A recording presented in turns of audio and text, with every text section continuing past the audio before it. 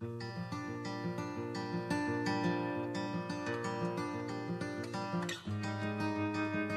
is September the 26th. What do you do when your boss abuses you? Let's find out together as we study 1 Samuel 24 to 26.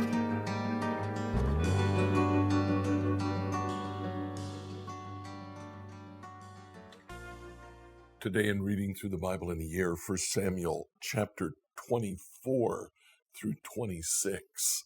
We see a specific time in David's life. He is fleeing, he is hiding from Saul. Saul is chasing him, while at the same time Saul is fighting a battle with the Philistines.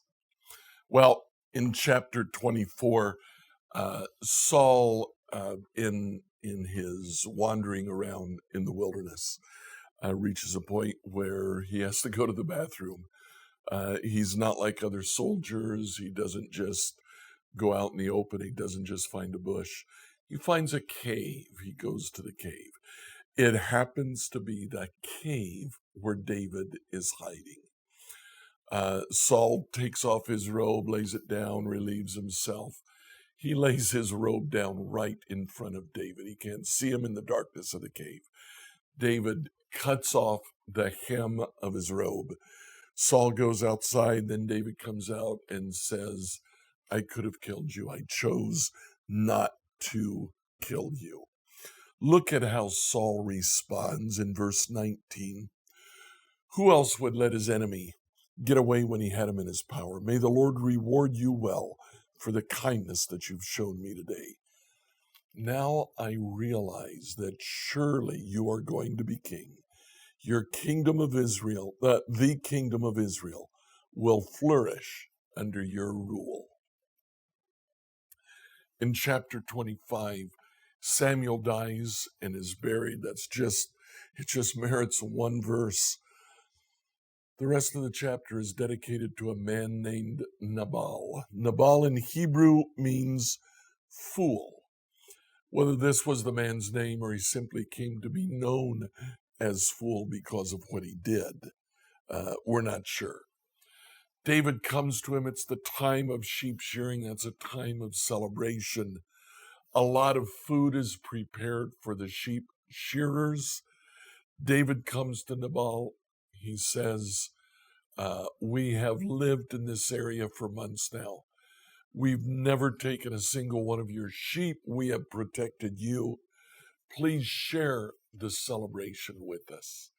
Nabal says, who does this son of Jesse think he is? There are lots of servants these days who run away from their masters. He gives them nothing. David is irate. He says, I'm going to go and kill Nabal and take what he has.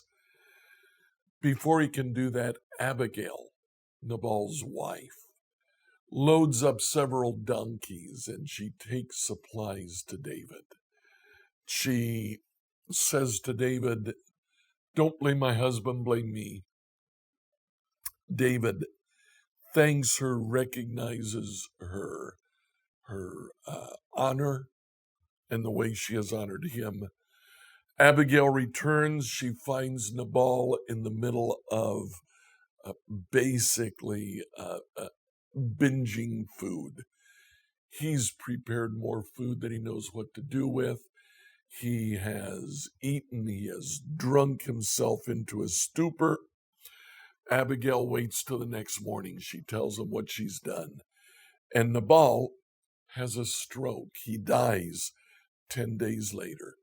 David goes, takes Abigail, and says, you're going to be my wife. Chapter 26, again, David spares Saul.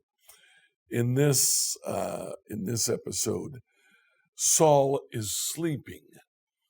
David goes to Saul. Abner, his general, is sleeping by his side. David sneaks up to Saul, takes his water bottle, takes his spear. The next morning, he shouts out, see what I have, whose are these? And Saul again recognizes that David could have killed him. Now, take a look at what David says in verse 9.